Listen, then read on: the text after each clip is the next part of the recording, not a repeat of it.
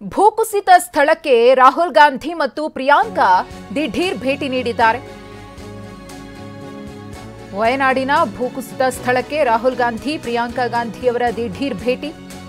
ಚೂರಲ್ಮಲ, ಮುಂಡಕೈಗೆ ರಾಹುಲ್, ಪ್ರಿಯಾಂಕಾ ಭೇಟಿ ಕೊಟ್ಟಿರೋದು. ವಯನಾಡು ಜಿಲ್ಲಾಡಳಿತ ಮತ್ತು ಅರಣ್ಯ ಅಧಿಕಾರಿಗಳಿಂದ ಮತ್ತೆ ಮಾಹಿತಿಯನ್ನ ಕಲೆ ಹಾಕಿದ್ದಾರೆ. ನಿನ್ನೆಯೂ ಕೂಡ ಭೇಟಿಯನ್ನ ಕೊಟ್ಟಿದ್ರು. ಮೆಪ್ಪಾಡಿ ಆಸ್ಪತ್ರೆಗೆ ಭೇಟಿಯನ್ನ ಕೊಟ್ಟು ಗಾಯಾಳುಗಳ ಆರೋಗ್ಯವನ್ನ ವಿಚಾರಿಸಿದ್ರು. ಇವತ್ತು ಮತ್ತೆ ಭೇಟಿಯನ್ನ ಕೊಟ್ಟಿದ್ದಾರೆ. ಚೂರಲ್ಮಲ ಎಲ್ಲಿ ಅತಿ ಹೆಚ್ಚು ಈ ಭೂ ದುರಂತದಿಂದ ಹಾನಿಯಾಯಿತೋ ಆ ಪ್ರದೇಶಕ್ಕೆ ಲೋಕಸಭೆ ವಿಪಕ್ಷ ನಾಯಕ ರಾಹುಲ್ ಗಾಂಧಿಯವರು ಹಾಗೆಯೇ ಪ್ರಿಯಾಂಕಾ ಗಾಂಧಿ ಭೇಟಿಯನ್ನ ಕೊಟ್ಟು ಮತ್ತೊಮ್ಮೆ ಪರಿಶೀಲನೆಯನ್ನ ನಡೆಸಿ ಮಾಹಿತಿಯನ್ನ ಕಲೆ ಹಾಕಿದ್ದಾರೆ. ದೃಶ್ಯಾವಳಿಯಲ್ಲಿ ಗಮನಿಸ್ತಾ ಇದ್ದೀರಿ. ಇನ್ನು ಅಧಿಕಾರಿಗಳ ಜೊತೆಗೆ ಮೀಟಿಂಗ್ ಕೂಡ ನಡೆಸಿದ್ದಾರೆ. ಈ ಘಟನೆಯ ಸಂಪೂರ್ಣ ವಿವರಣೆಯನ್ನ ಅಧಿಕಾರಿಗಳು ರಾಹುಲ್ ಗಾಂಧಿಯವರಿಗೆ ನೀಡಿದ್ದಾರೆ. ಗಮನಿಸ್ತಾ ಇದ್ದೀರಿ ಏನೇನಾಯಿತು, ಎಲ್ಲಿಂದ ಈ ಒಂದು ಅನಾಹುತಕ್ಕೆ ದಾರಿಯಾಯಿತು, ಹೇಗೆ ಅದು ಬಂದಪ್ಪಳಿಸಿ ಜನರನ್ನ ಈ ಪರಿ ಆಹುತಿ ಪಡಿತು ಅನ್ನೋದರ ಬಗ್ಗೆ ಸಂಪೂರ್ಣ ವಿವರಣೆಯನ್ನ ಅಧಿಕಾರಿ ರಾಹುಲ್ ಗಾಂಧಿಯವರಿಗೆ ಎಕ್ಸ್ಪ್ಲೇನ್ ಮಾಡ್ತಿದ್ದಾರೆ. ಆ ಒಂದು ಭೂಪ್ರದೇಶದ ಮ್ಯಾಪನ್ನು ಇಟ್ಕೊಂಡು ಸ್ಥಳವನ್ನು ತೋರಿಸೋ ಮೂಲಕ ಎಷ್ಟು ಕಿಲೋಮೀಟರ್ ವ್ಯಾಪ್ತಿಯಲ್ಲಿ ಈ ಒಂದು ಹಾನಿ ಸಂಭವಿಸಿತು, ಇದಕ್ಕೆ ಕಾರಣಗಳು ಏನೇನು, ಈ ಪ್ರದೇಶಗಳೇ ಅತಿ ಹೆಚ್ಚಾಗಿ ಹಾನಿಯಾಗೋದಕ್ಕೆ ವೈಜ್ಞಾನಿಕವಾಗಿ ಏನು ಕಾರಣ, ಇದೆಲ್ಲದರ ಬಗ್ಗೆಯೂ ಕೂಡ ವಿವರಣೆಯನ್ನು ಅಧಿಕಾರಿ ನೀಡ್ತಾ ಇದ್ದಾರೆ. ಗಮನಿಸ್ತಾ ಇರಬಹುದು. ರಾಹುಲ್ ಗಾಂಧಿಯವರ ಉಪಸ್ಥಿತಿ ಇದೆ. ಹಾಗೆಯೇ ಒಂದಷ್ಟು ಅಧಿಕಾರಿಗಳು, ಕೇರಳ ಸರ್ಕಾರದ ನಾಯಕರು ಉಪಸ್ಥಿತರಿದ್ದಾರೆ. ಕೇರಳದ ವಯನಾಡಿನಲ್ಲಿ ಸಂಭವಿಸಿದಂತಹ ಭೂ ದುರಂತ 300ಕ್ಕೂ ಅಧಿಕ ಮಂದಿಯನ್ನು ಬಲಿ ತಗೊಂಡಿದೆ. ಅದರಲ್ಲಿ ಹೆಚ್ಚಾಗಿ ಹಾನಿಯಾಗಿದ್ದು ಚೂರಲ್ಮಲ ಪ್ರದೇಶದಲ್ಲಿ. ಇಡೀ ಗ್ರಾಮವೇ ಸಂಪೂರ್ಣವಾಗಿ ನಾಮಾವಶೇಷವಾಗಿದೆ.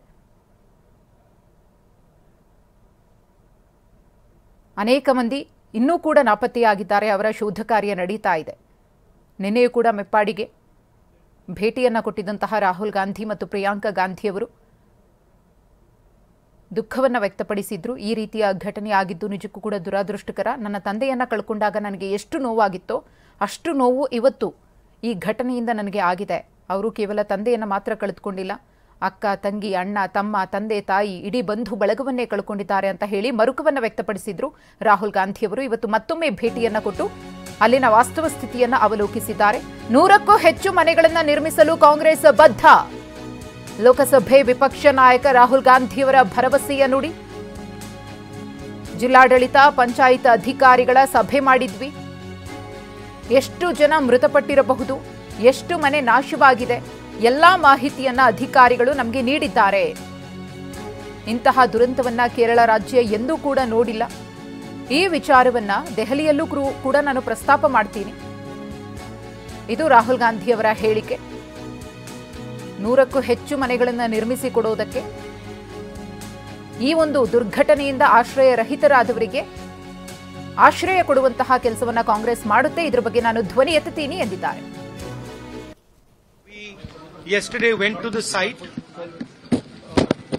we went to the camps, we assessed the situation there, and today we had a meeting with the administration and the panchayat. They briefed us on exactly the number of casualties they expect, the number of houses that have been damaged, and their strategy. We have said that we are here to help in any way possible. Congress family would like to commit to build 100+ houses here. Of course, it is a terrible tragedy.